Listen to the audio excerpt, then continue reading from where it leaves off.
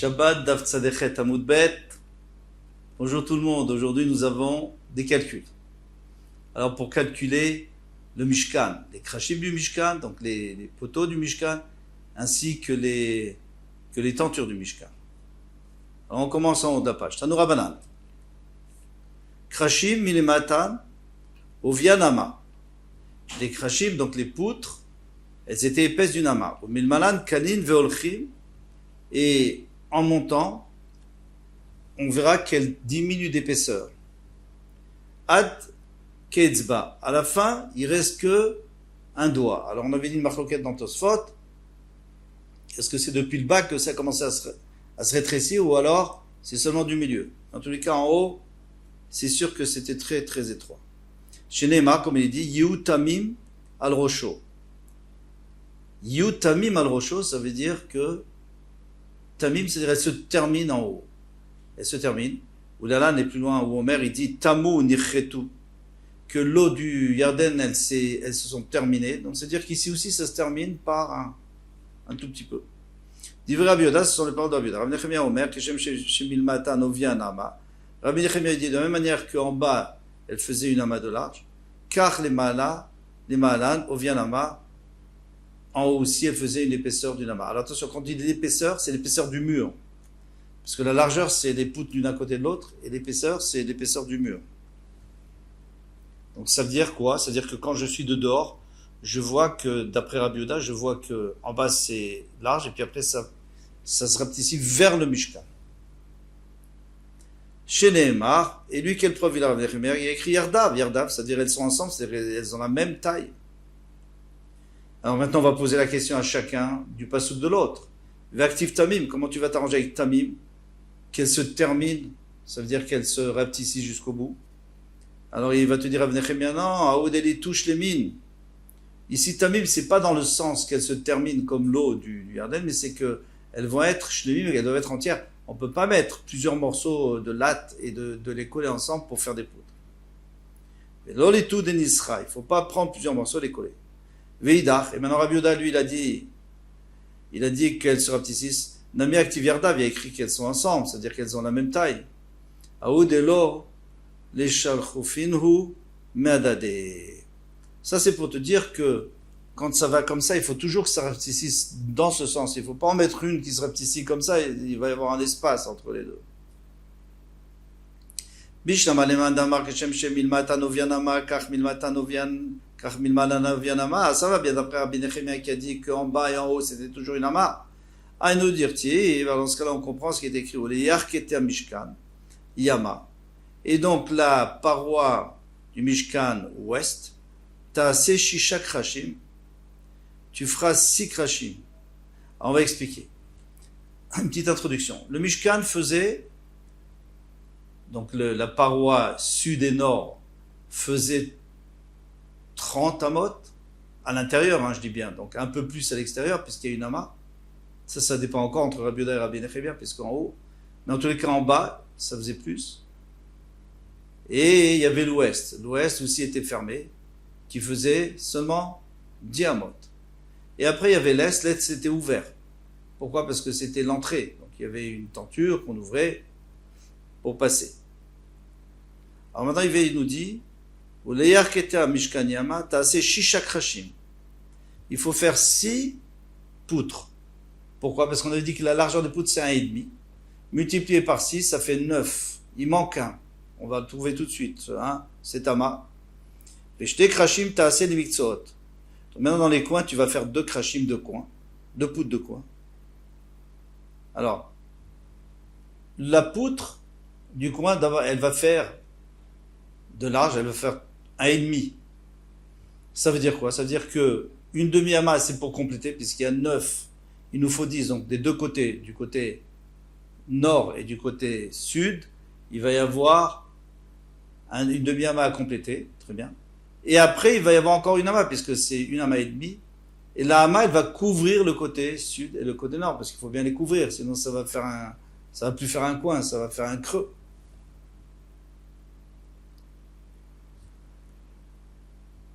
Et tu feras 2 poutres dans les coins, Donc la largeur de ces deux, mais malé sumcha d'année, elle va remplir l'épaisseur de cela. Ça veut dire quoi? Ça veut dire que, comme on vient d'expliquer, que une demi-ama va compléter l'ouest et une ama va couvrir le sud et le nord.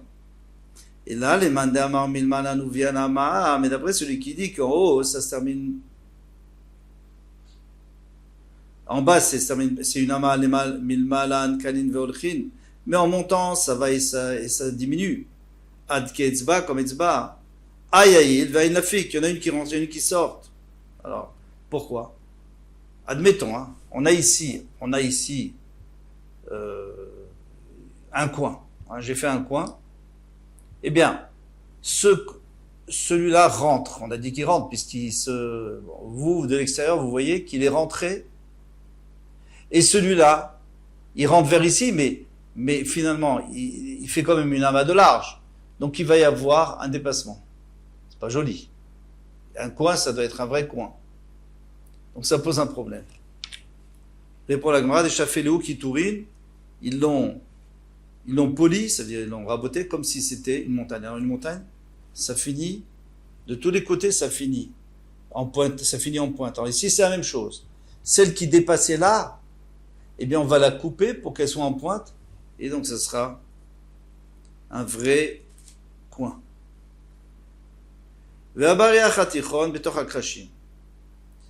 Maintenant, il y avait pour faire tenir tout le Mishkan. Alors, il y a 30 amotes de large. On mettait en haut et en bas des barres qui rentraient dans des anneaux, mais il y en avait 4 barres. Il y avait 2 en haut et 2 en bas. Ça veut dire qu'au milieu, eh bien, on avait deux murs solides, mais au milieu, c'était pas rattaché. Comment on faisait pour attacher? Il y avait une barre qui passait à l'intérieur du mur, et qui faisait la totalité. Pas seulement ça, il y avait un S, on va voir tout de suite, et elle tournait. On la rentrait du côté sud. Elle va faire tout le sud, elle va tourner, elle va rentrer dans le côté ouest, elle va faire le côté ouest, et puis après elle va tourner dans le côté nord, et elle va se terminer. Et c'est ça qui va tenir tout le Mishkan. La barrière chatichon, c'est-à-dire celle du milieu, la barre du milieu, betoch hakrashim, elle rentre à l'intérieur des poutres. Tana benes, ayaomet, c'était benes, parce que c'est impossible de faire ça. Elle ne peut pas tourner. Si elle tourne, c'est qu'elle est molle. Si elle est molle, elle ne tient rien du tout. Veta mishkan ta'aseh ser yeriot. Maintenant, on arrive aux yeriot. On va parler des tentures. Alors, encore une petite introduction.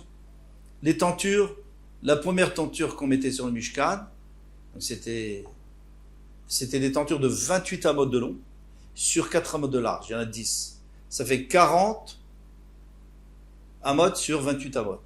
Voilà. Ensuite, on va avoir Izim. La première tenture, elle était en tissu, trélette, argamane, bleu azur, etc.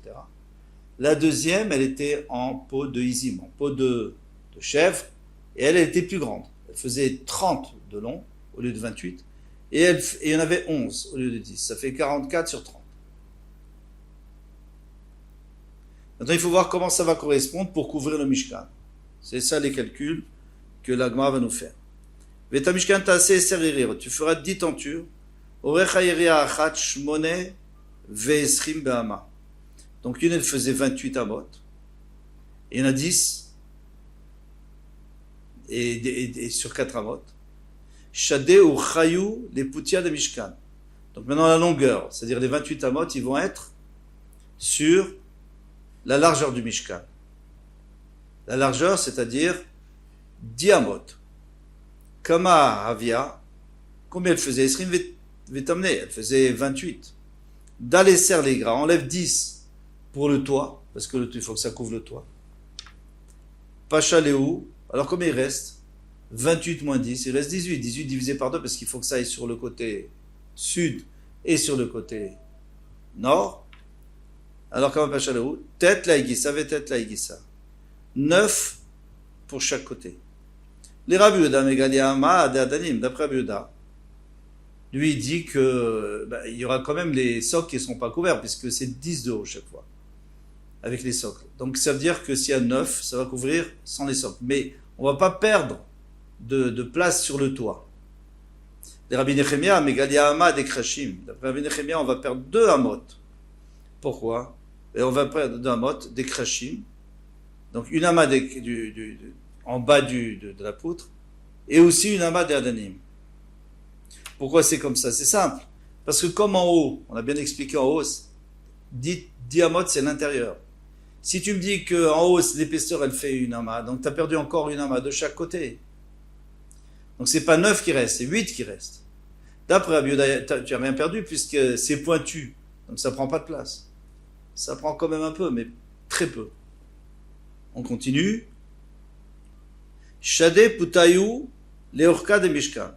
Maintenant, on va mettre la largeur sur la longueur du Mishkan. Parce que la largeur, attention, il y en a 10 fois 4, 40. On a plus de marge. Comme Aviar, ça fait 40. Dalt Latin Leigra. Enlève 30 pour le toit. Pacha Leouyud, il en reste 10. Et en fait, il n'y a que besoin de couvrir l'ouest, parce que l'est n'est pas couvert. C'est la porte. Les Rabbi Yehuda, Mechassia, Amad et Adanim. Donc d'après Rabbi Yehuda, maintenant ça a couvert tout. La Amad et Adanim, puisque 10, donc ça a couvert toute la longueur du... C'est bien, c'est tout couvert. Les Rabbi Nechemia, Megalia, Amad et Adanim. D'après Rabbi Nechemia, c'est pas grave. Il y a une ama qui reste, qui manque, qui n'est pas couverte, celle des socles. Mais tout ça, on va ranger avec la prochaine couverture. Veasita, et tu feras, Iriotizim. Maintenant, on arrive à celle qui est au-dessus, à les tentures qui sont au-dessus, qui en a plus, elles sont plus longues. Iriotizim, des tentures en peau de chèvre, Léoel, etc. Orecha Yeria Achat Shloshim Be'ama. La longueur, c'était 30 amot, donc 2 amot de plus. Shadeu Chayou, les poutia des Mishkan. Tu vas mettre la longueur dans la largeur du Mishkan. Kamavia, Tlatine. Combien?